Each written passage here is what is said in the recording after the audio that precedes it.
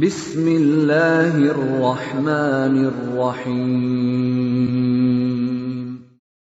وَلْتَكُنْ مِنْكُمْ أُمَّةٌ يَدْعُونَ إِلَى الْخَيْرِ وَيَأْمُرُونَ بِالْمَعْرُوفِ وَيَنْهَوْنَ عَنِ الْمُنْكَرِ.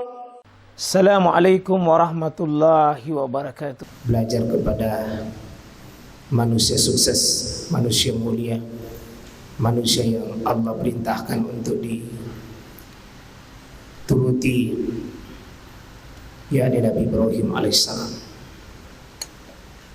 Supaya kita bermakna ucapan ketika bapak, ibu membaca salawat kama sallaita ala Ibrahim wa ala Ibrahim, itu ada hadirkan perjuangan Nabi Ibrahim alaihissalam, hadirkan motivasi, spirit besar, dorongan untuk kita mengambil ilmu besar pada Ibrahim. Bila itu bukan cerita, bukan dongeng, bukan film kartun yang dihadirkan Allah kepada kita, tapi pelaku langsung yang sudah pernah menjalani hidup ini yang Allah minta kepadanya dan beliau lulus. Jadi kalau kita ini sholat, membaca kama sallaita ala Ibrahim wa ali Ibrahim, 4 kali Ibrahim disebut di situ, kama barakta ala Ibrahim wa ali Ibrahim, itu bukan ucapan tanpa makna, tapi ucapan yang kita mau resapi dan melahirkan ya motivasi besar sesudah kita baca itu. Terutama saudara-saudara kita yang pergi haji ini, umrah, nanti pelaksanaan kurban, ini semua adalah guru besar kita adalah Nabi Ibrahim alaihissalam. Ya. Saya catat-catat itu tidak kurang dari 11 keberkahan yang diberikan kepada Nabi Ibrahim yang sulit tandingannya, sulit samanya dicari pada kehidupan Nabi Ibrahim alaihissalam. Ya, karena itu para ikhwah sekalian, kita ini setiap sholat sebenarnya dituntut ihdinas siratal mustaqim, tunjukilah kami jalan yang lurus, yaitu siratal ladzina an'amta alaihim, jalannya orang kau beri nikmat. Nikmat apa? Minan nabiyyin, nikmat orang-orang yang an'amta alaihim, orang-orang kau beri nikmat adalah satu minan nabiyyin, orang-orang yang diberi nikmat itu satu golongan para nabi. Jadi para nabi itu semuanya sudah masuk an'amta alaihim. Jadi tidak ada nabi itu yang hidupnya gagal, semuanya sukses. Meskipun ada nabi yang digergaji, ada nabi yang dibunuh, ada nabi yang diusir, ada nabi yang melarat dengan kemiskinan, penyakit, terusir, dan seterusnya. Tapi semua nabi itu sudah masuk kategori an'amta alaihim, sudah diberi nikmat. Dan kita mau mengambil satu di antara para nabi itu kita meniru gaya-gayanya sekali. Ya. Kemudian wasiddiqin, orang-orang yang jujur imannya, jujur hatinya, jujur amalnya, jujur kehidupannya. Ya. Kemudian yang ketiga wassolihin, orang-orang yang soleh.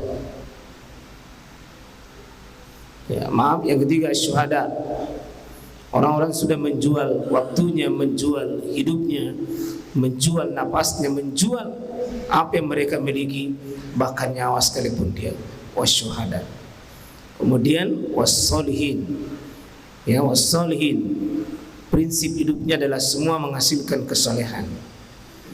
Hartanya hasilnya soleh, umurnya soleh, waktunya soleh, kesibukannya soleh, napas-napasnya adalah kesolehan. Kita mau belajar dari sini. 3 Bapak menghadirkan 17 kali an'amta alaihim, maka kita 17 kali pula minta minan nabiyyin was-siddiqin wasyuhada was-sholihin. Itu bagusnya sesungguhnya. Salah satu yang mesti kita pelajari bagaimana kisasul anbiya, kisah-kisah para nabi. Karena setiap para nabi yang Allah hadirkan buat kita sekalian, ada pasti nilai pesan kebaikan di dalamnya. Pasti ada nilai pesan setiap nabi itu. Siapapun membuka lembaran kehidupan kenabian lalu coba mentadaburi, kita akan dapat. Itu bagus ada satu kitab itu Kisasul Anbiya, kisah para nabi, kisah-kisah para nabi. Ya, kita akan mempelajari mereka, mentadaburi perjalanan hidup mereka.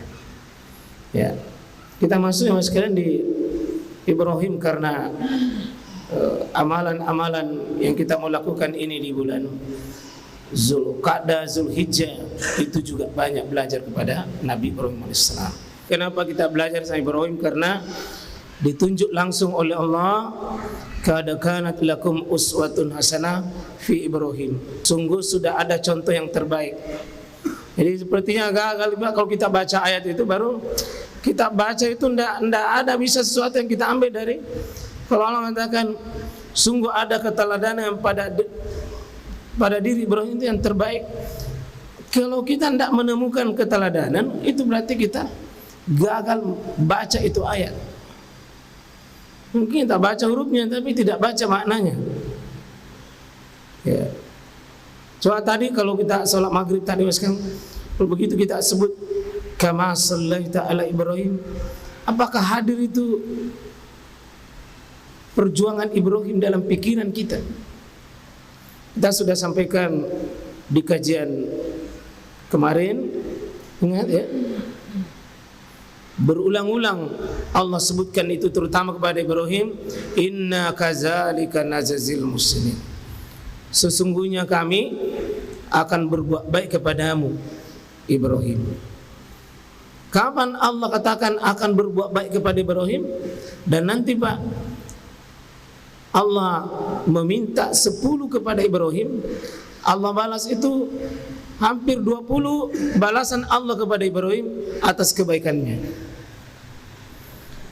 Kata Allah, sungguh kami akan berbuat baik kepada siapa yang berbuat baik. Lafaznya juga umum. Kapan Allah sampaikan itu kepada Ibrahim? Ketika Ibrahim berhasil, falamma aslama wa tallahu lil jabin wa nadainahu ayya Ibrahim qad saddaqta ar-ru'ya inna kazalika najzil muhsinin. Inna hadza lahuwal bala'ul mubin wa fadainahu bi zibrin azim wa tarakna alaihi fil akhirin salamun ala Ibrahim. Lalu Allah bilang kazalika najzil muhsinin innahu min ibadinal mu'minin. Allah seolah memberi garansi Ibrahim, kalau kau berbuat baik, kebaikanmu saya tidak sia-siakan. Dan ini yang alhamdulillah, saya yakin sekali, Allah itu paling malu kalau dititipi satu kebaikan. Coba titip satu kebaikan, Allah paling malu untuk tidak dibalas. Coba hadirkan sebuah amalan menurut Allah itu baik, dan bulan depan inilah yang akan kita cari. Ma min ayyamin ala amalus soleh fiha ahabbu ilallah. Tidak ada hari yang paling Allah cintai melebihi daripada amalan tanggal 1 sampai 10 Zulhijjah. Allah paling cinta. Nah kalau Allah cinta, coba mari kita lakukan amalan itu dan kita pakai rumus inna kazalika najzil muhsinin. Allah firmankan itu ketika Ibrahim membaringkan anaknya di atas pelipisnya.